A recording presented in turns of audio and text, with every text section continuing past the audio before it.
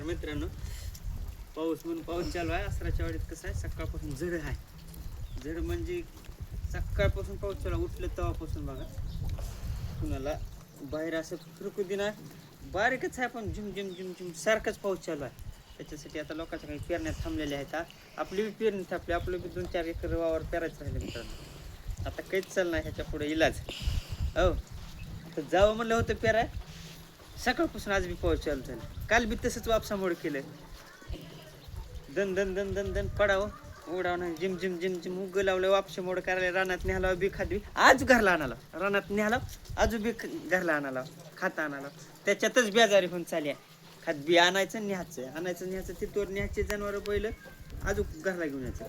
त्याच्यातच 2-3 दिवस गेले मित्रांनो असेच. आज पेरायला म्हणलं आज तर सकाळपासूनच लावलं. आता आज उघडलं तर बरं आहे.